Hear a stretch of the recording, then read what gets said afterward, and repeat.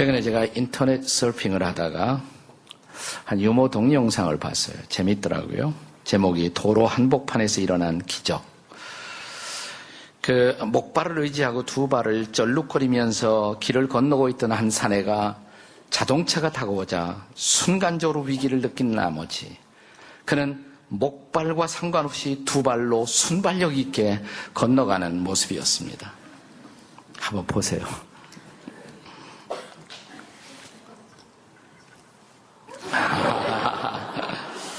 기적이 일어났습니다. 놀라운 기적이 일어났습니다. 비슷한 기적을 하나 더 소개할게요. 이분도 휠체어를 타고 전혀 일어나지 못하는, 휠체어를 늘 의지해야만 하고 이렇게 거의 앉아있는 상태로 항상 시간을 보내는 부인이라고 합니다. 음료수 가게에 갔다가 자기가 너무 좋아하는 음료수 하나가 선반 위에 있는 것을 보고 너무 기쁜 나머지 벌떡 일어섰다고 그래요. 보세요. 일어섰잖아요. 예. 우리가 필요는 발명의 어머니 이런 말을 합니다. 근데 필요는 기적의 어머니이기도 합니다.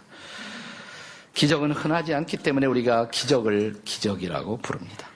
기적은 일상적이고 또 보편적으로 일어나는 것은 아니지만 기적은 분명히 일어나고 있습니다. 성경은 기적의 책입니다. 성경의 하나님은 기적의 하나님이십니다. 하나님은 말씀을 통해 기적을 행하십니다. 하나님은 태초에 천지 만물을 말씀으로 지으셨습니다. 빛이 있으라 하심에 빛이 있었고 궁창 위의 물과 아래의 물로 나뉘라 명하심에 하늘과 땅이 생겨났습니다. 땅이여 열매 맺는 과목을 내라. 네, 풀이 돋고 나무가 생기고 꽃이 피우고 열매를 맺었습니다. 2000년 전 이 땅에 오신 하나님의 아들 예수 그리스도도 기적을 행하셨습니다. 그도 동일하게 말씀으로 기적을 행하십니다. 죽은 나사로를 향해서 나사로야 일어나라 명하시자 벌떡 나사로가 일어나 무덤에서 걸어 나옵니다. 앉은 뱅이를 향해서 일어나라고 명하심에 말씀대로 일어났습니다. 손이 말라서 펴지 못하는 사람에게 손을 펴라 명하심에 그가 손을 펴는 기적이 일어났습니다. 이 모든 것은 말씀을 통한 기적이었습니다. 그러나 저는 오늘 여러분과 함께 이런 보이는 기적보다도 더 위대한 보이지 않는 기적에 대해서 같이 말씀을 나누고자 합니다.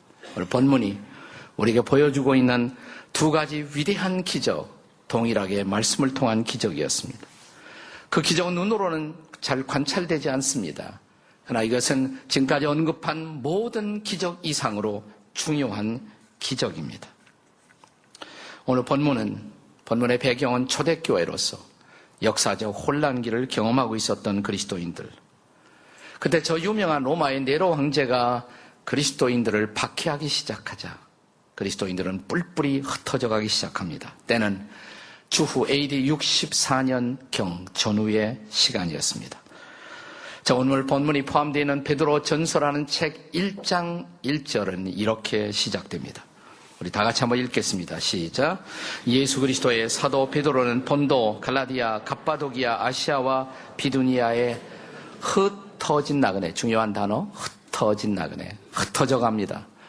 박해를 피해서, 목숨을 보존하기 위해서 흩어져 가는 이 살벌한 시간, 이 위기의 때.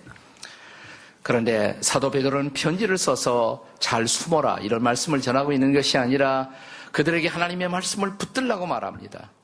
이 말씀이 그들에게 기적을 가져다 줄 것이라고 말합니다. 그리고 말씀을 붙들고 있으면 새로운 시대가 열릴 것이라고 선언합니다. 그것이 베드로 전서예요. 92년 전 3.1운동 사건이 일어났을 때도 우리의 역사는 암울한 시대였습니다. 우리는 일본의 식민지 통치 아래서 신음하고 있었습니다. 그런데 말씀을 보고 있었던 성도들이 벌떡 일어났습니다. 3.1운동의 중요한 핵심적인 멤버들은 모두가 다 그리스도인들이었습니다. 유관순이 그랬고 길선주 목사가 그랬습니다. 그들은 이 말씀의 기적만이 어두운 시대의 희망인 것을 믿었습니다. 그들은 말씀을 붙들고 일어났고 기도하며 앞으로 나아갔습니다.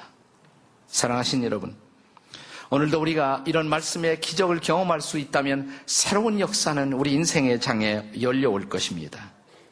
그리고 우리가 이런 기적을 보여줄 수 있다면 세상은 변할 수가 있습니다. 민족도 변할 수가 있습니다. 자, 그렇다면 저와 여러분이 사모할 위대한 기적, 말씀을 통한 두 가지의 위대한 기적 뭘까요? 첫째는 거듭남의 기적입니다. 거듭남의 기적. 거듭남이 왜 기적이냐고요? 예수께서 사람이 거듭나야 한다라고 말씀하셨을 때 이 말씀을 받고 있었던 니고데모라는 사람이 예수님께 반문하죠. 그의 질문 속에서 바로 그 대답이 들어있습니다. 니고데모가 뭐라고 말합니까? 요한복음 3장 4절에 보시면 사람이 늙으면 어떻게 다시 날 수가 있습니까? 어머니 모태에 들어갔다가 다시 나오란 말입니까? 한마디로 말해서 거듭나다니요. 선생님은 지금 불가능한 얘기를 하십니다. 이런 뜻이죠. 그런데 그보다 더 오래전 구약시대 예레미야 선지자도 악에 익숙한 인간이 어떻게 선을 행하는 사람으로 새롭게 변화될 수 있느냐 이 질문을 묻고 그가 또한 스스로 대답합니다. 자, 예레미야 13장 23절의 말씀입니다. 같이 읽겠습니다. 시작. 구수인이 그의 피부를 표범이 그의 반점을 변하게 할 수 있느냐? 할 수 있을진데 악에 익숙한 너희도 선을 행할 수 있으리라. 구수인, 피부가 검은 사람이 쉽게 변할까요? 표범의 반점들이 변할 수가 있을까요? 그것이 가능하다면 너희도 변할 수가 있다. 매우 비관적인 말이죠. 변할 수 없다는 말입니다. 그래서 변화는 기적이에요. 변할 수 없는 인간이 변한다면 기적이 아니겠습니까? 만약 변할 수 없다면 성경은 복음이 아닙니다. 그런데 오늘 본문 말씀은 이 말씀이 복음이라고 가르칩니다. 사람이 말씀을 통해서 변할 수 있다고, 거듭날 수 있다고 가르칩니다. 그래서 베드로전서 1장 25절에 복음이 바로 이 말씀이라고, 사람을 거듭나게 하는 말씀이라고 가르칩니다. 자, 본문의 23절 말씀을 다 같이 읽겠습니다. 23절 다 같이 시작. 너희가 거듭난 것은 썩어질 씨로 된 것이 아니요 썩지 아니할 씨로 된 것이니 살아있고 항상 있는 말씀으로 되었느니라. 아멘이십니까? 여기 흥미로운 것, 주목해야 할 단어 하나가 있어요. 씨라는 단어의 씨. 우리는 썩을 씨가 아니라 썩지 아니할 씨로 거듭났다. 이 씨라는 말, 씨는 영어로도 비슷합니다. 영어로도 seed, 씨하고 비슷하잖아요. 네. 근데 히라보 원문에 보시면 이 단어가 스포라 혹은 스페르마라는 단어로 되어 있어요. 스페르마. 근데 맨 끝에 있는 A자를 띄면 영어가 돼요. 스펌이라는 단어가 됩니다. 스펌. 남자의 정충이란 뜻입니다. 한 남자가 한 여자를 사랑하면 그녀의 밭에 사랑의 씨를 뿌립니다. 그러면 새로운 생명이 태어나요.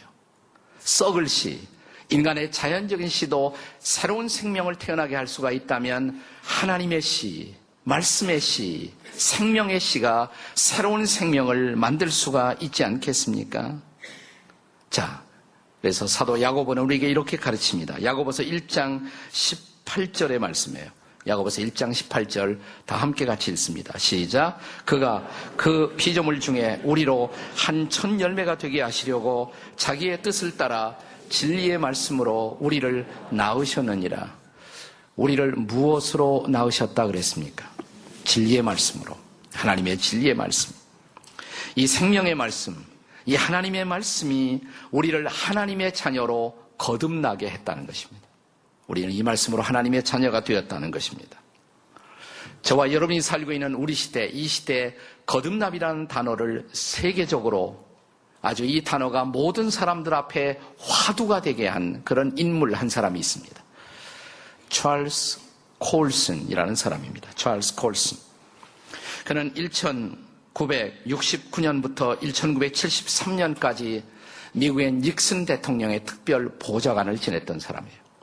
미국의 백악관, 대통령이 있는 집무실 바로 옆 사무실에서 그는 무소불위의 권력을 붙들고 미국과 전 세계에 영향을 끼치던 그런 사람이었습니다. 사람들은 그에게 이런 별명을 붙였습니다. 그는 너무 예리하고 사람들을 너무나 그렇게 잘 자르고 잘 정리하는 일을 했기 때문에 그를 가리켜서 hatchet man이라는 표현을 썼어요. hatchet man, 도끼날 같은 사나이, 도끼날 같은 사나이. 그는 예리했고 그는 수많은 정적들을 제거했고 대통령을 보호했습니다. 사람들은 그를 죽은 사람도 등을 밟고 지나가는 사람이다, 이렇게 불렀습니다. 그리고 이렇게 표현했습니다. 세상 모든 것이 변해도 결코 변하지 않을 악한 사람이라고, 그런 말까지 그에게 주었습니다. 그런데 닉슨에게 워터게이트 스캔들이란 정치적 사건이 터지자 이 대통령이 추락하면서 그도 책임의 일단을 짊어지고 감옥으로 갑니다. 네, 이 사람이 감옥행을 이제 가게 되었어요. 그런데 그가 감옥에 들어가자마자 그의 변화를 위해서 기도하고 있었던 크리스찬 상원의원 3사람이 있었어요. 세상의 모두가 이 사람은 변할 수 없다고 했을 때 하나님은 변화시킬 수 있다고 믿었던 사람 3사람이 기도했어요. 찾아갑니다. 그를 위해 기도합니다. 성경책을 집어넣습니다. 신앙 서적들을 그에게 주었습니다. 감옥 생활이 무료하잖아요. 그러니까 이 국회의원 친구들이 집어넣었던 책 중에 하나를 손에 잡았습니다. 옥스퍼드와 캠브리지에서 가르쳤던 유명한 C.S. 루이스 교수가 쓴 단순한 기독교, Mere Christianity라는 책을 읽습니다. 아, 기독교가 말이 되는구나. 일리가 있다, 기독교의 메시지가. 갑자기 기독교의 복음 앞에 그의 마음이 당기기 시작했어요. 그는 마침내 이 책에 이어서 성경을 엽니다. 그리고 말씀을 읽기 시작합니다. 그리고 한순간 그는 차디찬 감옥에 무릎을 꿇고 예수 그리스도를 자신의 구주와 주님으로 고백합니다. 그리고 그는 새 사람이 됩니다. 거듭난 것입니다. 그리고 그는 거듭나자마자 감옥 안에 있는 다른 사람들을 돌보기 시작합니다. 다른 사람을 누르고 자르던 이 사람이 다른 사람을 보살피기 시작한 것입니다. 손수 빨래를 하고 다른 사람들의 빨래까지 해주고 아프고 병든 사람들을 잘 돌보기 시작합니다. 그가 감옥에서 나오자마자 그는 1976년 한 권의 책을 씁니다. 그 책의 제목은 거듭남, Born Again. 이 책은 세계적인 화두를 불러일으켰어요. Born Again, 거듭남. 한국말로도 번역이 되는데 한국에서는 원문 그대로 살리지 못하고 백악관에서 감옥까지, 이렇게 백악관에서 감옥까지 이렇게 번역을 했습니다. 그는 감옥에 나온 즉시로 Prison Fellowship, 교도소 선교회를 만들어 재소자들을 돕고 그들을 돌보는 운동을 전 세계적으로 일으킵니다. 그는 수년 전에 종교 노벨상이라고 불러지는 템플상의 수상자가 되었습니다. 근데 이 사람이 1976년에 거듭남이라는 책을 출간한 바로 직후, 그때는 미국의 대통령 선거가 한참이었어요. 그때 대통령 후보 중에 한 사람이었던 지미 카터, 친예교 집사였던 지미 카터가 선거 유세를 하면서 이렇게 말합니다. 저도 예수 그리스도를 믿음으로 만남으로 거듭난 사람입니다. 저를 믿어주시고 저에게 한 표를 주십시오. 적어도 카터는 자기의 공약 앞에 정직하고 성실했습니다. 정치가들은 그가 권좌에 있을 때 그를 높이 평가하지 않았을지 모르지만 그의 성실성과 그의 도덕성을 높이 평가했습니다. 그는 대통령을 그만두고 더 많은 사람들에게 사랑과 존경을 받는 사람이 되었고 전 세계에 분쟁이 있는 곳에 평화의 중재자가 되었고 그는 지금도 자기 부인과 함께 한 달에 한 번씩 헤비타트라는 무주택자들에게 주택을 지어주는 일들을 위해서 전 세계를 다니면서 이웃들을 섬기는 일에 그의 삶을 헌신했습니다. 사람들을 잘 비판하는 한 유명한 신문의 기사조차 카터는 진실로 거듭난 사람이었다라고 증언을 했습니다. 오늘 저와 여러분에게도 이런 사건이 있었습니까? 당신은 거듭나셨습니까? 거듭남의 기적, 이것은 말씀이 주는 가장 위대한 기적입니다. 그러나 말씀이 우리에게 줄 수 있는 또 하나의 기적이 있어요. 두 번째 기적이 있습니다. 그 기적은 영적 성숙의 기적입니다. 영적인 성숙의 기적. 오늘 본문에서 사도 베드로는 하나님의 말씀은 우리를 거듭나게 할 뿐만 아니라 우리를 영적으로 자라게 한다, 이렇게 증언합니다. 인간이 부모를 통해서 자연적으로 출생하면 자연스럽게 자라죠. 우리의 육체는 자연스럽게 자랍니다. 그런데 사랑하는 여러분, 우리의 육체가 자란다고 해서 영적으로도 함께 자라는 것은 아니에요. 육체는 자라는데 영적으로는 전혀 자라지 않은 케이스들이 얼마든지 있습니다. 그래서 심리학자들이 만들어낸 말 가운데 성인 아이, 성인인데 아이의 상태로 그대로 있다는 것입니다. 특별히 어린 시절에 상처를 받았을 경우 그것을 극복하지 못하는 유치한 상태를 지속하고 있는 사람, 성인 아이다, 이렇게 말하는 것입니다. 사랑하는 여러분, 이런 사람들이 자라난다, 영적으로 자란다, 이것은 기적이 아니고는 있을 수 없는 일이에요.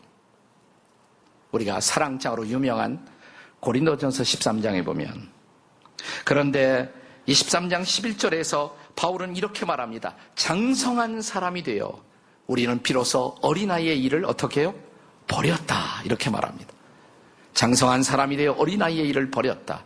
어린아이 시절에 유치한 일, 시기하고 싸우고 질투하고 욕심부리고 이 모든 어린아이 일을 버렸다. 장성한 사람이 돼요. 그러나 이 장성하기 위해서, 영적인 성숙을 경험하기 위해서는 말씀의 기적이 필요한 것입니다.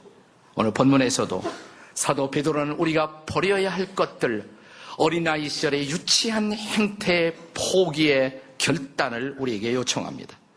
자, 베드로전서 2장 1절에요. 같이 읽겠습니다. 베드로전서 2장 1절 시작.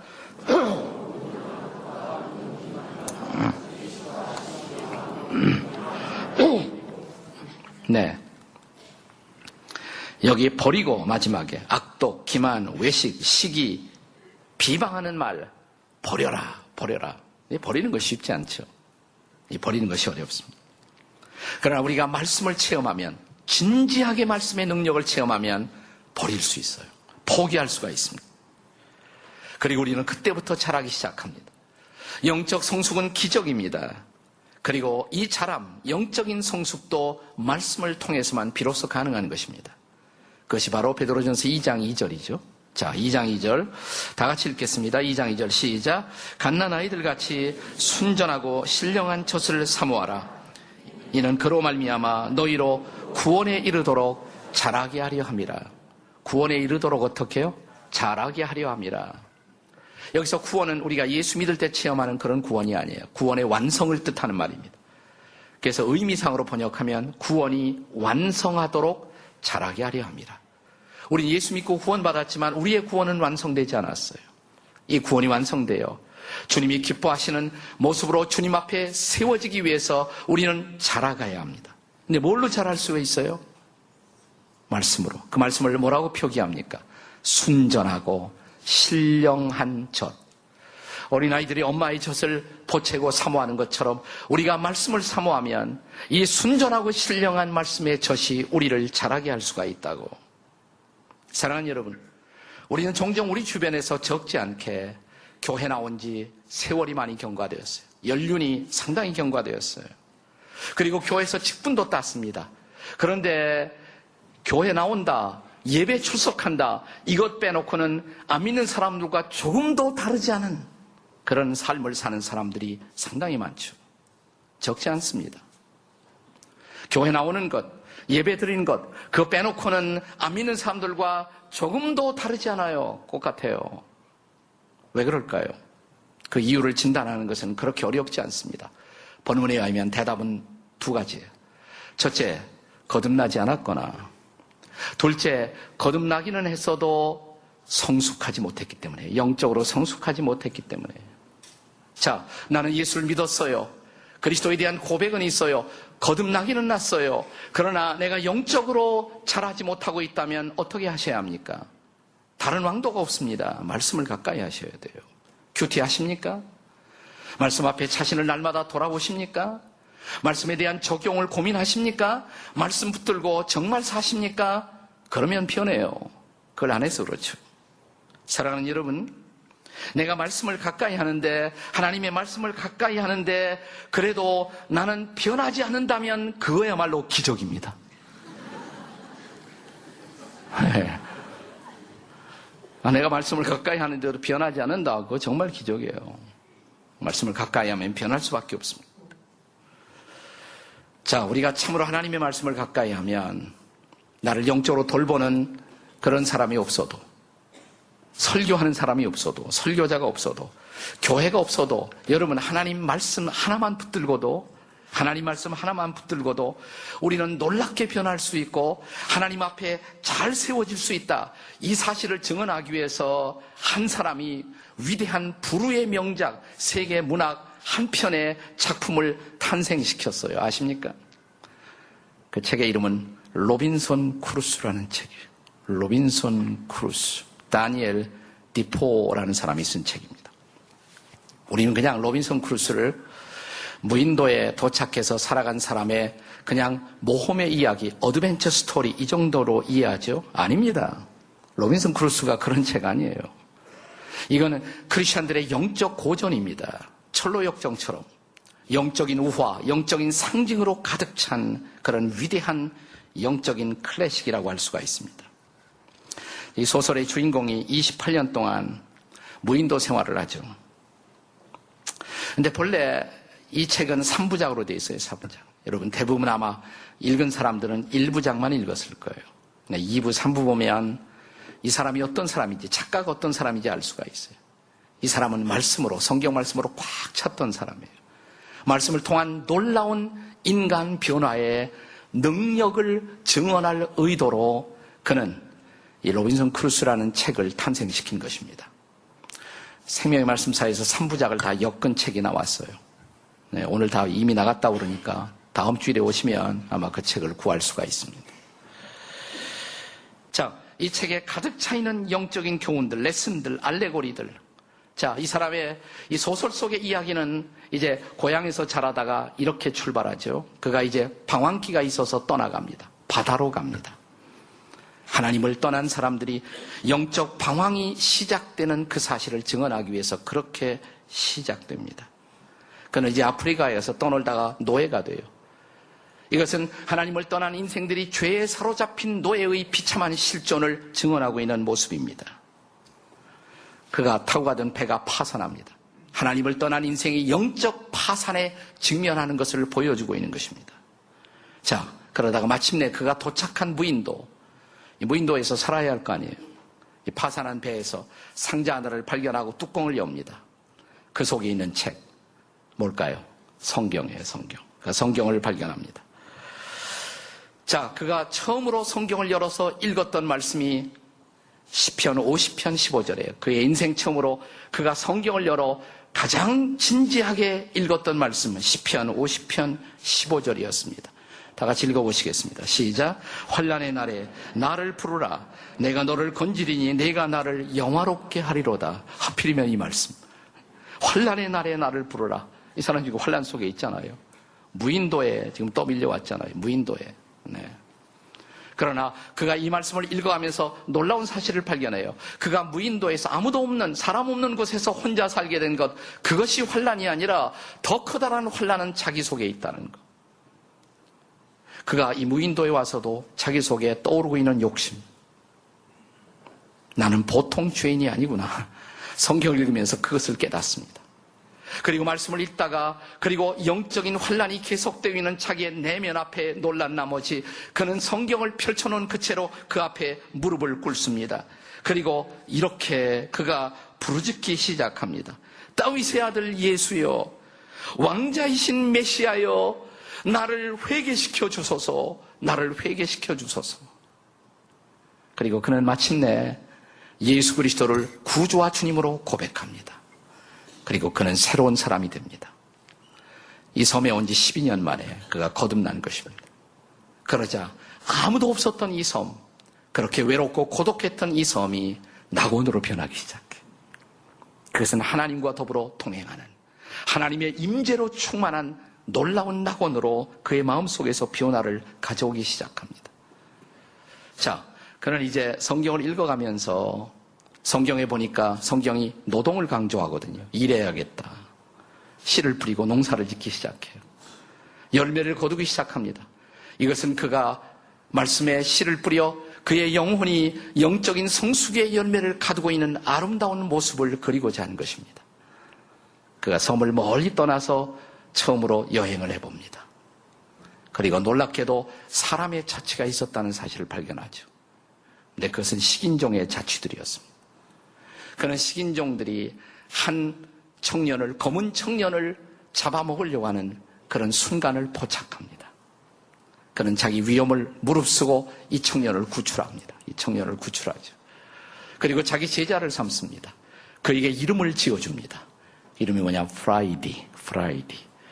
왜냐하면 그가 날짜를 계속 표기하고 있었는데 이 청년을 구출한 그날이 프라이디, 금요일이었기 때문에 그의 이름을 프라이디라고 지어줍니다. 그리고 이 프라이디와 함께 같이 성경을 읽습니다. 마침내 프라이디가 예수 그리스도를 영접합니다. 둘이서 함께 하나님을 예배합니다.